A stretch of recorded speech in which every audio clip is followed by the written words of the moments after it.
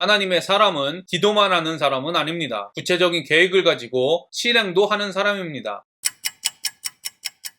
안녕하세요. 바이블 TMI의 마카리오스입니다. 느헤미야서는 전통적으로 에스라서와 함께 이스라엘의 포로 시대를 기록한 책으로 알려져 있습니다. 에스라 느헤미야서는 이스라엘과 유다의 백성들이 멸망하고 성전이 무너져 하나님의 약속이 실패한 것처럼 보일 때 성전과 성벽을 다시 재건함으로 하나님의 약속이 실패하지 않았고 지속된다는 것을 보여줍니다. 느헤미야서를 묵상하는 동안 하나님이 어떻게 느헤미야를 통해 성전을 세우시는지를 살펴보고 우리 안에 무너진 성전, 즉 복음을 다시 세우고 굳건하게 하는 시간이 되기를 바랍니다. 오늘 본문은 느헤미야 2장 1절부터 10절입니다. 오늘 말씀은 느헤미야가 아닥사스다 왕에게 자신의 고국으로 돌아가 성전을 재건하고 싶다고 요청하는 이야기입니다. 오늘 말씀을 통해 지연되는 하나님의 약속, 다른 사람의 영혼을 구원하는 일의 대가, 신앙의 안주함과 하나님이 주시는 평안함에 대해 깊이 성찰하는 시간이 되기를 바랍니다. 아닥사스다 왕 제20년 니산월에 왕 앞에 포도주가 있기로 내가 그 포도주를 왕에게 드렸는데 이전에는 내가 왕 앞에서 수심이 없었더니 왕이 내게 이르시되 내가 병이 없거늘 어찌하여 얼굴에 수심이 있느냐 이는 필연 내 마음에 근심이 있음이로다 하더라. 그때 내가 크게 두려워하여 왕께 대답하되 왕은 만세수를 하옵소서. 내 조상들의 묘실이 있는 성읍이 이제까지 황폐하고 성문이 불탔사오니 내가 어찌 얼굴에 수심이 없사오리이까 하니 1장을 보면 느헤미야는 하나님께 이스라엘 백성의 죄를 회개하며 이스라엘의 회복을 위해 기도했습니다. 그리고 2장의 니산월이라는 기록을 보면 느헤미야가 기도를 시작한 지 4개월 정도 후에 하나님께서 일하기 시작하셨다는 사실을 알 수 있습니다. 아마도 4개월간 느헤미야의 마음은 매우 복잡했을 것입니다. 나의 기도를 하나님이 응답해 주시겠지라는 믿음의 마음과 언제 응답은 될지라는 불안한 마음이 공존했을 것이기 때문입니다. 그럼에도 중요한 것은 느헤미야는 기도하는 일을 포기하지 않았다는 것입니다. 이스라엘의 회복을 원하시는 하나님의 마음을 경험하고 그냥 기다리는 것이 아니라 기도하며 기다렸다는 것입니다. 저와 여러분을 돌아보시기를 바랍니다. 하나님께서 여러분에게 약속하신 일이 속히 이루어지지 않고 있습니까? 그때 여러분은 어떻게 반응하고 있습니까? 저와 여러분이 하나님의 약속이 이루어질 때까지 기도하며 기다리는 느헤미야와 같은 신앙인이 되기를 바랍니다. 많은 사람들은 하나님이 일하셨다는 것을 우리와 상관없이 일하시는 것으로 생각합니다. 물론 성경에는 이런 경우도 많이 기록되어 있지만 하나님께서 하나님의 사람과 함께 일하신 기록이 더 많이 있습니다. 우리의 구원이 단번에 완성되는 것이 아닌 것처럼 우리를 향한 하나님의 응답 역시 대부분 단번에 응답되지 않습니다. 하나님의 일하심은 응답을 위한 준비 과정부터 시작됩니다. 특별히 다른 사람의 구원과 상관이 있는 기도 응답의 준비 과정은 오늘 말씀에서 보는 것과 같이 대부분 세상 사람들이 상식적으로 생각하는 과정과는 다릅니다. 신학자 야마우치는 느헤미야의 상황을 이렇게 설명합니다. 느헤미야가 안색이 좋지 않은 것으로 왕의 관심을 끈 것은 매우 위험한 일이다. 페르시아 왕궁에서는 모든 사람이 즐거운 표정을 지어야 했다. 찡그리고 있다가 잘못되면 처형당할 수도 있었다. 성경은 이런 상황 속에 있는 느헤미야의 마음을 이렇게 표현합니다. 그때 내가 크게 두려워하여. 그러나 느헤미야는 두려워했음에도 불구하고 자신이 기도한 일에 대하여 왕에게 말했습니다. 이런 상황은 에스더가 바사왕 아하수에로 앞에 나아갈 때와 비슷합니다. 에스더 역시 처음에는 죽을 것을 두려워해 왕 앞에 나오라는 모르드게의 요청을 거절했었습니다. 하지만 모르드게의 계속되는 요청에 에스더는 목숨을 걸고 왕 앞에 나아가 자신의 백성들을 위하여 왕에게 말했습니다. 이때 에스더의 고백은 많은 사람들에게 알려져 있습니다. 나도 나의 시녀와 더불어 이렇게 금식한 후에 규례를 어기고 왕에게 나아가리니 죽으면 죽으리이다 하니라. 느헤미야와 에스더는 이처럼 두려움을 이기고 자신의 목숨마저도 포기해야 하는 자기 부인의 과정을 거쳐 기도를 응답받았습니다. 무엇보다도 우리의 구원자 되시는 예수님 역시 자신의 목숨을 십자가에서 내어주셨습니다. 그렇습니다. 다른 사람의 영혼을 구원하는 일을 응답받기 위해서는 자기 목숨까지도 포기할 수 있는 자기 부인의 과정이 필요합니다. 여기에는 예외가 없습니다. 왜냐하면 예수님이 생명까지도 내어주셔서 자신이 구원받았다는 것을 믿기 때문입니다. 그리고 이 구원을 받은 사람은 자기를 부인하고 하나님의 성품으로 다시 태어난 사람이라는 것을 믿기 때문입니다. 그리스도인의 싸움은 이 믿음을 믿지 못하도록 위협하는 사단과의 싸움입니다. 하나님의 말씀대로 살면 망하고 심지어 죽을 것이라고 생각하게 만드는 사단과의 싸움입니다. 세상의 가치관과의 싸움입니다. 여러분, 이 사실을 기억하십시오. 다른 사람의 영혼을 위해 쓰임받기 위해 기도하는 일을 포기하지 않는 않는다면 하나님께서는 먼저 여러분의 영혼을 믿음으로 굳건히 세우실 것입니다. 죽음의 두려움을 이길 수 있는 강한 믿음을 소유하게 될 것입니다. 그리고 구원받기 전에 여러분의 모습을 생각해 보십시오. 구원받았음에도 불구하고 아직도 세상의 욕망을 쫓는 여러분의 모습을 생각해 보십시오. 그리고 이런 우리들의 모습을 아직도 참아주시는 예수님의 인내를 기억하십시오. 이런 인내를 가지고 계속 거절하는데도 포기하지 않고 우리의 구원을 위해 마음의 문을 두드리신 예수님이 받은 거절감을 기억하십시오. 예수님이 우리에게 받은 수모를 기억하십시오. 그렇다면 여러분은 다른 사람의 영혼을 위한 길이 꽃길이라고 절대로 생각하지 못할 것입니다. 저와 여러분이 다른 사람의 영혼을 위해 쓰임받기 위해 기도하는 일을 포기하지 않게 되기를 바랍니다. 그리고 끊임없는 기도와 자기 부인, 인내로 이 일을 감당하게 되기를 간절히 소망합니다. 왕이 내게 이르시되 그러면 내가 무엇을 원하느냐 하시기로 내가 곧 하늘의 하나님께 묵도하고 왕에게 아뢰되 왕이 만일 좋게 여기시고 종이 왕의 목전에서 은혜를 얻었사오면 나를 유다 땅 나의 조상들의 묘실이 있는 성읍에 보내어 그 성을 건축하게 하옵소서 하였는데 그때 왕후도 왕 곁에 앉아 있었더라. 왕이 내게 이르시되 내가 몇 날에 다녀올 길이며 어느 때에 돌아오겠느냐 하고 왕이 나를 보내기를 좋게 여기시기로 내가 기한을 정하고 내가 또 왕에게 아뢰되 왕이 만일 좋게 여기시거든 당 서쪽 총독들에게 내리시는 조서를 내게 주사 그들이 나를 용납하여 유다에 들어가기까지 통과하게 하시고 또 왕의 살림 감독 아삽에게 조서를 내리사 그가 성전에 속한 영문의 문과 성곽과 내가 들어갈 집을 위하여 들보로 쓸 제목을 내게 주게 하옵소서 하매 내 하나님의 선한 손이 나를 도우심으로 왕이 허락하고 느헤미야는 기회를 놓치지 않고 왕에게 필요한 것을 요구했습니다. 그리고 그 요구는 매우 구체적이었습니다. 예루살렘까지 가는 여정에 필요한 조치들은 물론 성전에 속한 문, 성벽, 자신이 살 집을 건축하기 위한 나무를 달라고 요구했습니다. 느헤미야의 요구를 보면 느헤미야는 기도만 한 것이 아니라 성전 재건에 철저한 계획을 미리 짜놓았다는 것을 알 수 있습니다. 그렇습니다. 하나님의 사람은 기도만 하는 사람은 아닙니다. 구체적인 계획을 가지고 실행도 하는 사람입니다. 왜냐하면 하나님은 기도하는 사람에게 그 일을 감당할 수 있는 능력을 주시기 때문입니다. 물론 이 계획들은 세상적인 기준으로 볼 때 말이 안 되는 것일 수는 있습니다. 상식적이지 않을 수도 있습니다. 하지만 분명한 것은 하나님께서 어떤 일에 부르셨다면 반드시 하나님의 일을 감당할 수 있는 상황을 뛰어넘는 믿음과 모든 것을 할 수 있는 성령의 능력을 주신다는 것입니다. 여러분 모두에게는 하나님이 부르신 각자에게 주어진 자리가 있을 것입니다. 그렇다면 하나님께서는 분명 믿음과 능력도 주셨습니다. 상황을 뛰어넘는 믿음과 모든 일을 가능하게 하는 성령의 능력을 통해 하나님이 주신 자리를 감당하는 저와 여러분이 되기를 바랍니다. 군대장관과 마병을 보내어 나와 함께 하시기로 내가 강 서쪽에 있는 총독들에게 이르러 왕의 조서를 전하였더니 호론 사람 산발락과 동이었던 암몬 사람 도비아가 이스라엘 자손을 흥왕하게 하려는 사람이 왔다 함을 듣고 심히 근심하더라. 산발랏은 유다의 대제사장 엘리야식 가문의 제사장의 장인이었습니다. 또한 요세푸스는 산발랏의 사이가 제사장의 자리에서 축출된 것이 유다와 사마리아 종교가 결별하는 결정적인 계기가 되었다고 말합니다. 이처럼 산발랏은 당시 이스라엘의 종교계에서 영향력이 있는 사람들과 밀접한 관련이 있다는 것을 알 수 있습니다. 도비아는 유다의 귀족 딸과 결혼했으며 제사장 엘리야식과 혈연 관계였습니다. 성전이 재건된 후에 성전 뜰에 있는 밀실을 얻었을 만큼 당시 이스라엘의 종교계에서 영향력이 있는 사람이었습니다. 역사를 보면 개혁은 항상 기득권층의 반발을 가져왔습니다. 느헤미야의 성전 재건 역시 마찬가지입니다. 10절을 보면 산발락과 도비아를 느헤미야의 성전 개혁을 방해하는 세력으로 암시하고 있습니다. 예수님 시대의 바리새인과 종교 지도자들이 예수님을 반대하고 십자가에 못 박은 것처럼 교회 개혁의 가장 큰 반대는 이방인이나 믿지 않는 사람이 아니라 교회의 기득권층에 의한 반대입니다. 저와 여러분이 교회의 기득권층에 속해 있어 변화를 두려워하고 자신의 손해를 받기 싫어하고 있지는 않은지 자신을 철저하게 점검하시기를 바랍니다. 안타깝게도 교회를 오래 다닐수록 목사나 장로, 원사 등이 되어 교회의 중직자가 될수록 교회 개혁을 반대하는 산발락과 도비아와 같은 모습으로 변하기 쉽습니다. 인간은 자신이 기득권층에 속하면 안주하려는 속성이 있기 때문입니다. 교회는 계속 개혁되어야 합니다. 우리의 신앙 역시 계속 갱신되어야 합니다. 신앙의 안주함을 하나님이 주시는 평안으로 오해하지 않게 되기를 바랍니다. 하나님이 주시는 평안은 끊임없는 영적 싸움을 통해 주어지는 것임을 기억하시기를 바랍니다. 또한 하나님이 주시는 평안은 신앙의 갱신을 통해 믿음이 성장할 때 느끼는 감정임을 기억하시기를 바랍니다. 저와 여러분이 우리의 신앙을 갱신되지 못하게 하는 신앙의 안주함과 싸우게 되기를 간절히 소망합니다. 제가 오늘 여러분과 적용하고 싶은 부분을 말씀드리겠습니다. 첫 번째, 하나님께서 여러분에게 약속하신 일이 속히 이루어지지 않았을 때 여러분이 어떻게 반응했는지 돌아보시기를 바랍니다. 두 번째, 다른 사람의 영혼을 구원하는 일에 대한 대가를 깊이 고민해 보시기를 바랍니다. 세 번째, 신앙의 안주함과 하나님이 주시는 평안함의 차이에 대해 깊이 묵상해 보시기를 바랍니다. 오늘도 행복한 하루가 되시기를 바랍니다.